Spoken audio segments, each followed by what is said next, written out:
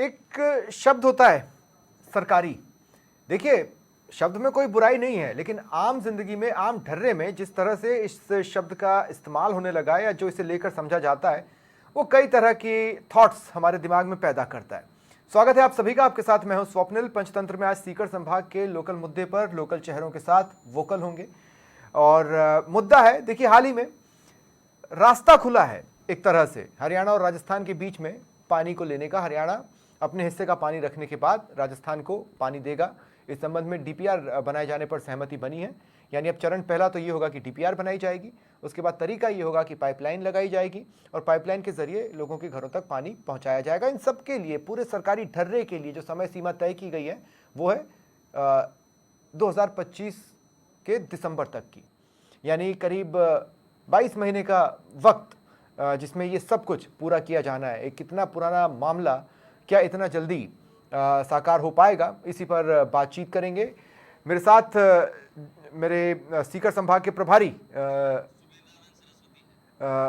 भी जुड़ेंगे, लेकिन सांसद सुमेधानंद सरस्वती जी इस वक्त मेरे साथ जुड़ रहे हैं। एमपी साहब, स्वागत है आपका समाचार प्लस पर। जी धन्यवाद, स्वागत जी। सांसद जी, देखिए, इसमें तो कोई शक नहीं है कि एक बहुत पुराना सपना था। भले ही हरियाणा और राजस्थान में किसी एक ही दल की सरकार रही हो, लेकिन सॉल्व नहीं हो पाता था। भजनलाल सरकार ने इसे सॉल्व करके दिखाया। प्रधानमंत्री मोदी का इनिशिएटिव सफल रहा। अब सवाल सिर्फ यह है कि जो लक्ष्य रखा गया है, क्या उस लक्ष्य में यह पूरा हो पाएगा, जो टारगेट है? हाँ धन्यवाद। देखिए, विषय ये था कि ये एक लंबे समय से जी कि ये समस्या और ये समाधान जो होना चाहिए था, ये कम से कम 30-35 साल पहले हो जाना चाहिए था। परंतु ये एक निराशाजनक स्थिति रही। केंद्र में और हरियाणा और राजस्थान में दोनों जगह लंबे समय तक कांग्रेस की सरकार रही। इच्छा शक्ति के अभाव में वो इस काम को नहीं कर पाए। हमारी पिछली बार वसुंधरा सरकार आई, तब हमने इस मुद्दे को लिया, हाथ में लिया, इसको आगे बढ़ाया। बीच में फिर कांग्रेस की सरकार आ गई और वो काम जो गति होना था वो रुक गया। इस बार जो ही हमारी सरकार आई, मैं समय समय पर संसद में भी इसको उठाता रहा। माननीय प्रधानमंत्री जी के सामने इस विषय को रखा, और जब गडकरी जी जल शक्ति मंत्री थे तब भी ये मुद्दा आया था, उठा था, लेकिन हरियाणा के सेक्रेटरी ने पीछे हटने के कारण ये काम आगे नहीं बढ़ पाया। अब हमारे जल शक्ति मंत्री राजस्थान से ही हैं, हमारी यहाँ पर सरकार, हरियाणा में भी सरकार और केंद्र में हमारी सरकार, ये त्रिवेणी संगम ऐसा बना कि ये हमारा बहुत दिनों का जो स्वप्न था साकार हुआ है। मैं इसके लिए माननीय मुख्यमंत्री जी का आभार व्यक्त करूंगा, माननीय प्रधानमंत्री जी का, माननीय गजेंद्र जी का, और खास तौर से हरियाणा के मुख्यमंत्री माननीय मनोहर लाल जी खट्टर का आभार व्यक्त करूंगा कि उन्होंने राजस्थान के हक के लिए अपनी स्वीकृति दी है। मैं उनका आभार व्यक्त करना चाहूंगा। लेकिन एमपी साहब, देखिए, हमारा जो मसला है, जो डाउट है, आप भी जानते हैं कि आजकल लोग सरकारी शब्द को अच्छे से नहीं लेते। सरकारी जो ढर्रा होता है वो किसी भी चीज को लेट कर सकता है। ये जो 2 साल का टारगेट रखा गया है काम पूरा करने के लिए, ये आपको लगता है इनफ है और इतने में हो जाएगा? देखिए, ये मैं एक निवेदन करूंगा आपको। आपने सरकारी और सरकारी ढर्रे की बात की है, मेरा एक निवेदन है जी। कोरोना काल बीच में होते हुए टारगेट समय के ऊपर नई लोकसभा का निर्माण हुआ, और हमारे यहाँ पर जो इंडिया गेट के ऊपर शहीदों का स्मारक था, वो टारगेट समय पर हुआ। कितनी रेलवे लाइन थी जो टारगेट समय पर हुई। यानी कि मोदी जी के समय में, मोदी जी के कार्यकाल में और भारतीय जनता पार्टी के लिए असंभव ये बात होना कि हमने अगर टारगेट लिया है तो टारगेट 2-4 महीने पहले ही पूरा होगा, और ये हमने करके दिखाया है। चाहे वो अटल सुरंग थी और थी, जिनका टारगेट हमने 27 तक का लिया था, उसको हमने 24 में बना करके दे दिया। तो इसलिए भारतीय जनता पार्टी ने जो संकल्प लिया है, उस संकल्प को मोदी जी के नेतृत्व में भजनलाल जी शर्मा अवश्य पूरा करेंगे। जी। अब एक सवाल ये भी है सांसद साहब कि जैसे पाइपलाइन लगाने का निर्णय लिया गया है, इस कदम में कोई बुराई नहीं है, लेकिन जैसे जोधपुर में हमने देखा, अगर पाइपलाइन जमीन के नीचे रखो तो अपनी तरह की दिक्कतें हैं, ऊपर रखो तो अलग तरह की दिक्कतें हैं। प्रॉपर प्लान बनाना होगा, उस पर आगे बढ़ना होगा। डीपीआर अभी बनाई जाएगी, डीपीआर बनने के बाद टेंडर निकाले जाएंगे, फिर टेंडर का समय होगा। ऐसे में दिसंबर, मतलब कभी ना कभी तो पूरा होना है, लेकिन दिसंबर 2025 ऐसा तो नहीं कि बहुत दूर हो। नहीं, मैं निवेदन करूंगा, पाइपलाइन की योजना तो इसलिए आई है कि जो ओपन नहर होती है, मेरा सौभाग्य रहा कि मैंने 10 साल तो गंगानगर में काम किया और मेरा जन्म भी ऐसे जगह पर हुआ जो नहरें थी।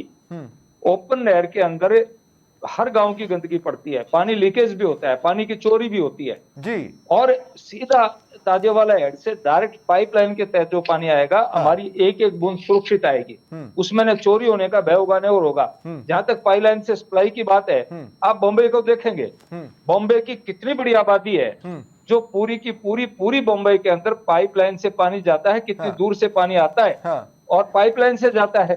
तो ये कोई अब नई तकनीकी है, नया भारत है, ये वो पुराना भारत नहीं है जो पुराने ढर्रे पर चलता था। नई टेक्निक के साथ में, नई तकनीकी के साथ में पाइपलाइन के माध्यम से एक एक बूंद पानी राजस्थान तक पहुंचे, इसलिए पाइपलाइन का प्रोजेक्ट लिया। इसमें यह भी है, ओपन नहर में बहुत सारी जमीन खराब होती, पाइपलाइन से पानी आएगा, उसके ऊपर किसी प्रकार की कोई दिक्कत नहीं आएगी, भूमि का उपयोग भी हो पाएगा, इसलिए पाइपलाइन उचित है। ठीक है। सांसद जी आप मेरे साथ रहें। किशन सिंह चौहान जी पीसीसी के महासचिव हैं, वो भी मेरे साथ जुड़ रहे हैं और दयाराम महरिया जी अध्यक्ष हैं सुजला शेखावाटी समिति के और रमेश शर्मा संभाग प्रभारी हैं। मैं आप सबका भी स्वागत करता हूं समाचार प्लस पर। मैं किशन सिंह चौहान जी समझ नहीं पा रहा हूं, कांग्रेस को किसी अच्छे काम में संदेह कहां हो रहा है? आखिर ये सपना तो बरसों पुराना है।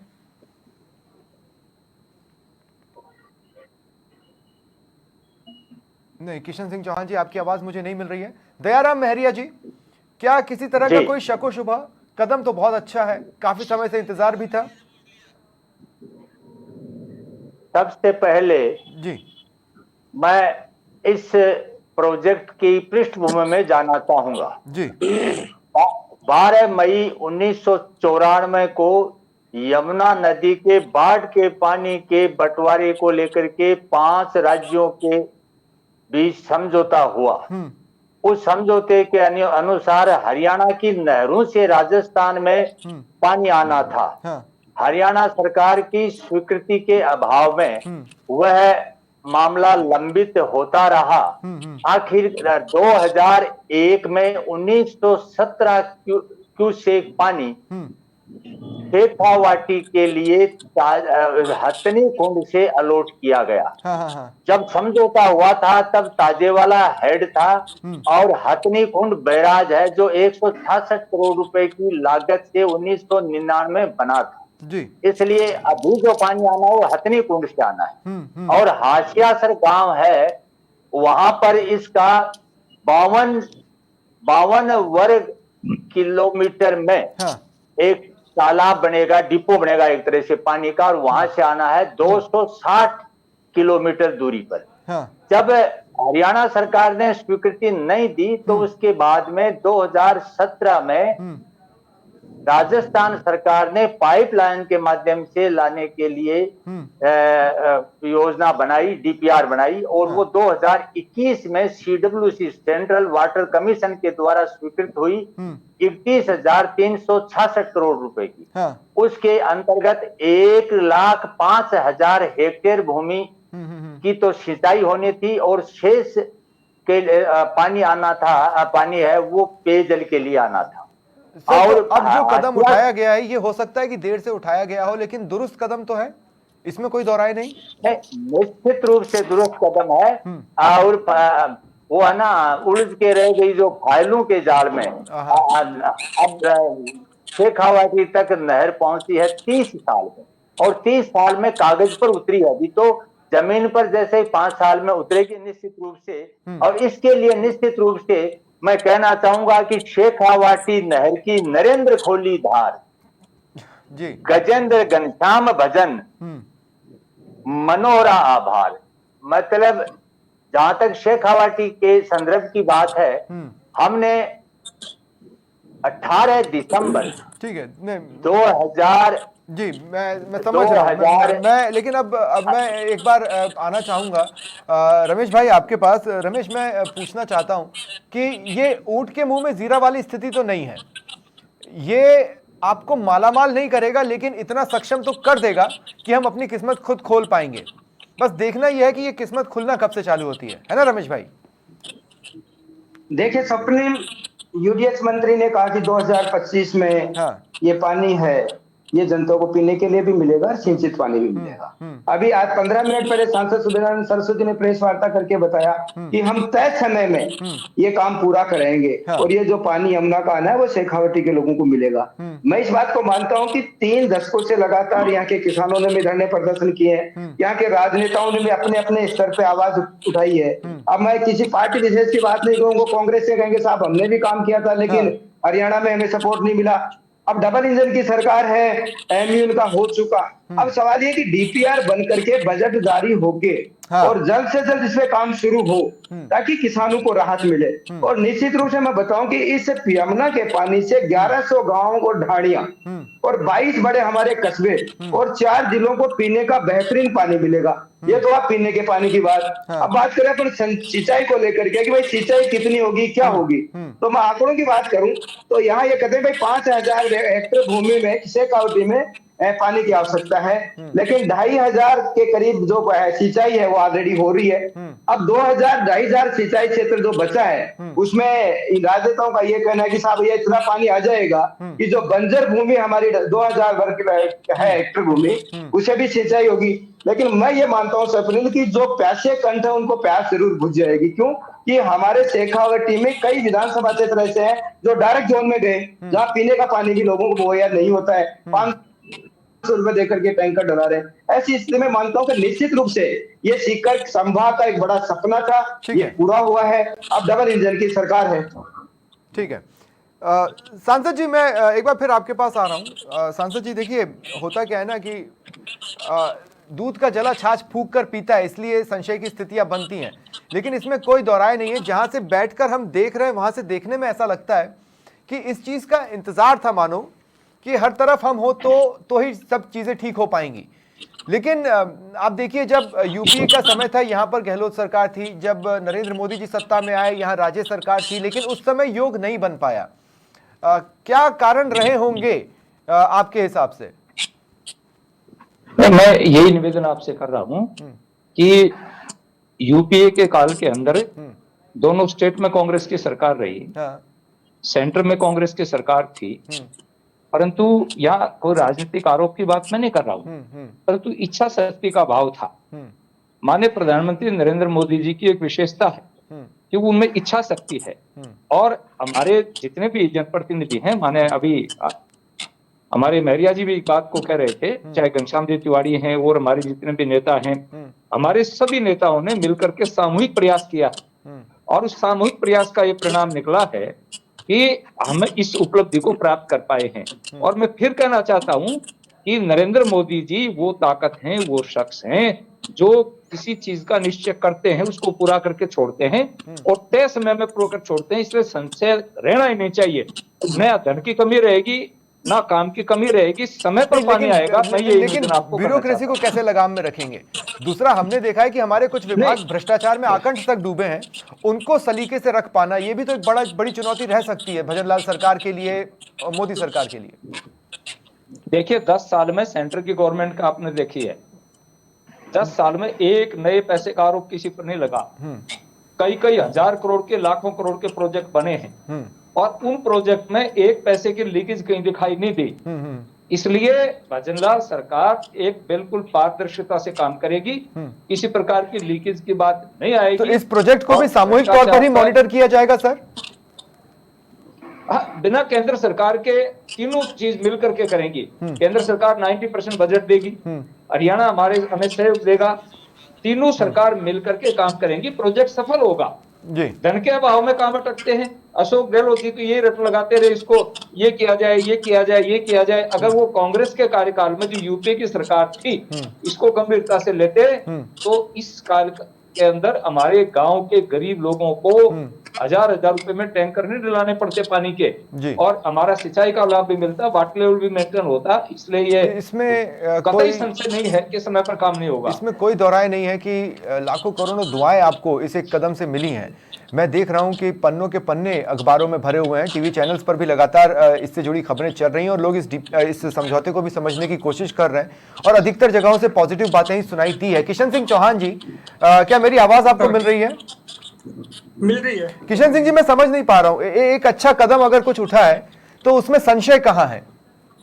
या प्रॉब्लम जी, कहाँ महाराज है? जी से ये पूछिए आप जी। मेरा सवाल है सुबेनानंद जी से कि दिसंबर 2013 से दिसंबर 2018 तक डबल इंजन की सरकार थी, तब नहीं क्या किया इन्होंने? नहीं, किशन सिंह जी, ये सवाल मैंने सिर्फ पूछा। कांग्रेस पे आरोप लगाना जानते हैं। नहीं, किशन भाई, इसके अलावा कुछ नहीं करते। मैंने ये सवाल नहीं, पूछा। मैं इसका जवाब दे देता हूँ। ठीक है, सुन लीजिए जवाब। हमने किशन भाई, पहले आप सुन ले। हाँ महाराज सुन ले। हाँ, बोलिए। हमारे प्रदेश कांग्रेस कमेटी के सचिव यशवर्धन सिंह जो प्रवक्ता भी हैं, उन्होंने हाईकोर्ट में पीआई लगाई, तब हाईकोर्ट ने संज्ञान लिया इसका और केंद्रीय जल योजना को उसका पार्टी बनाया, तब जाके डीपीआर बनी। और नितिन गडकरी ने खुद ने माना है कि 2018 से पहले इसकी कोई 3 साल कोई मीटिंग ही नहीं की। आप किसे दोष दे रहे हो? तो आप ये नहीं, आप भाई, इसका- ठीक है किशन भाई, अब देखिए, अगर आपने अगर इतना कुछ बोला है तो एक जवाब हमें ले लेना चाहिए। ठीक है किशन भाई, सुनिए आप। किशन भाई, आप महाराज सुनो। अरे अच्छा, किशन जी को 2 मिनट म्यूट कर दे। 2018 में पीसीआर वसुंधरा जी के समय में डीपीआर बन चुकी थी और आपने रद्दी के थैले में डाल दिया। उस झूठ को अपने आप में क्यों डाल पीसीआर किशन सिंह जी को 2 मिनट आप म्यूट कर रहे हैं। महाराज आप सन्यासी हो और सन्यासी हो। मैं झूठ नहीं म्यूट करें, आवाज ना बढ़ाएं। पीसीआर कतई झूठ नहीं है। आप उस 2000 झूठ को नहीं, भागीदार बन रहे हो।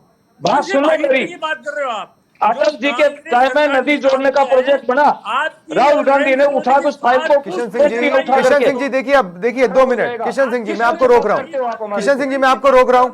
अब आप अगर किसी पर कुछ तोहमत जड़ी है, कुछ सवाल उठाए, तो उसका जवाब भी ले लीजिए साहब। किशन सिंह जी जवाब ले लेते हैं। सांसद जी, हाँ देखिए, यही सवाल मैंने दूसरे तरीके से आपसे पूछा था, लेकिन बात वही है कि खटक ये रहा है। खट्टर साहब और मोदी जी, और यहां पर राजे का एक संगम बीजेपी वाला बना था त्रिवेणी, लेकिन उस समय भी कुछ हो नहीं पाया था। मैं बता रहा हूं ना, उस समय डीपीआर बना, लेकिन फिर केंद्र सरकार को भेजा। केंद्र सरकार ने कहा कि आपने जो पाइपलाइन बनाई है, ये पाइपलाइन जितना पानी कैपेसिटी में आप लेना चाहते उतना नहीं लिया जाएगा। वहां केंद्र सरकार ने वापस डीपीआर भेज दिया गहलोत सरकार को। अब ये कह रहे हैं कि गहलोत सरकार ने 5 साल में क्या किया उस डीपीआर के ऊपर? 5 साल क्या किया गहलोत सरकार ने? आप डीपीआर को बदल करके कंप्लीट करके वापस भेजते हैं। नहीं ठीक, नहीं देखिए, खुशी का मौका है, हमें सियासत नहीं करनी है। खुशी का मौका है, हमें सियासत नहीं करनी है। कांग्रेस को क्या संशय था वो मैं पूछना चाहता था, वो मैंने पूछ लिया। किशन सिंह जी, देखने में ऐसा लग रहा है ना कि आप सिर्फ क्रेडिट की लड़ाई लड़ना चाहते हैं। अच्छे कदम से आपको कुछ लेना देना है नहीं। आपको चाहिए कि हमें क्रेडिट नहीं मिला तो बीजेपी क्रेडिट ना ले। सिर्फ इतनी सी जंग है क्या कांग्रेस की? बताओ आप, ये तो जुमलेबाज हैं। 2025 मैं आपसे पूछना चाहता हूँ, जुमलेबाज हैं। उन्होंने एक एमओयू करके दिखा दिया सर जी, उसी का तो इंतजार था इस प्रदेश को। दिखा दिया, काम होगा, ठीक है, काम करके दिखा। रमेश भाई, मैं अब आप सबको रोक रहा हूँ। रमेश भाई, मैं आपके पास आ रहा हूँ। रमेश भाई देखिए क्या है, एक बहुत सिंपल सा पॉइंट है। किशन जी 2 मिनट अब सुनिए अब आप मेरी बात को, ठीक है? किशन सिंह जी, कंटिन्यू बोलने से कुछ नहीं होता, पहली बात। दूसरी बात ये, अब जो मैं बोल रहा हूं उसको बहुत ध्यान से सुनिएगा। रमेश भाई, मैं आपके पास आ रहा हूं। जब ईआरसीपी आई तो आप कहने लगे कि अभी तो हमको समझ ही नहीं आया है कि साहब इसमें एमओयू क्या हुआ है। ठीक है, नहीं समझ में आया, मुझे कोई फर्क नहीं पड़ता। आज एक एमओयू जो साइन हुआ है हरियाणा के साथ, अगर अभी लोगों को नहीं समझ में आया तो मुझे कोई फर्क नहीं पड़ता। लोगों को भी यह बात समझनी पड़ेगी कि एटलीस्ट ये एक शुरुआत है। अमेंडमेंट्स तो आगे कई हो सकते हैं साहब, मौका मिलेगा, कम से कम आना तो शुरू हो। आज तक तो हम तरसे ही थे ना। इसके अलावा हुआ क्या था प्रदेश में? रमेश भाई बिल्कुल, मैं बताना चाहूंगा कि निश्चित रूप से मैंने पहले भी अपने इसी मुद्दे को लेकर के कई बार डिबेट हुई। बिल्कुल, और ये एक अच्छा संकेत है कि भाजपा की डबल सरकार है और निश्चित रूप से ये कहा जा सकता है कि काम होगा, निश्चित रूप से होना भी चाहिए। इसमें बहुत बड़ी राजनीति नहीं करनी चाहिए। बीजेपी ने इसकी शुरुआत करी है और जब ये कह रहे कि साहब 2025 तक हम पीने का पानी देंगे, तो 2025 आने दो, एक बार इंतजार करते हैं। अब ये कह रहे साहब पाइपलाइन से लाओ तो खुले लाओ, उसका कोई मुद्दा नहीं है। हम तो ये चाहते हैं कि किसानों को पानी मिले, हर घर में नल से पानी पहुंचे। हम तो ये चाहते हैं, हम ये नहीं चाहते कि कांग्रेस लाए, बीजेपी लाए या दोनों मिलके लाए, कि केंद्र सरकार किसकी रही। क्रेडिट लेने का मोह इतना अच्छा नहीं होता। मैंने इस पूरे प्रोग्राम में एक बार भी नहीं कहा कि पिछले 2 महीने में कम से कम 3 डिबेट हम इस मुद्दे पर ला चुके हैं। हम लगातार इस मुद्दे पर बने हुए थे। ये क्रेडिट लेने का मोह इतना अच्छा नहीं होता। बहुत बहुत शुक्रिया करता हूं मैं आप सभी का मेरे साथ जुड़ने के लिए और इस चर्चा में शामिल होने के लिए। फिलहाल इतना ही, अच्छा कदम है, स्वागत कीजिए। अमेंडमेंट्स आगे बहुत हो सकते हैं, एक बार पानी आना तो शुरू हो। बस ये उम्मीद रखनी चाहिए कि ये प्रोजेक्ट जो तय समय बताया गया उसमें खत्म हो जाए।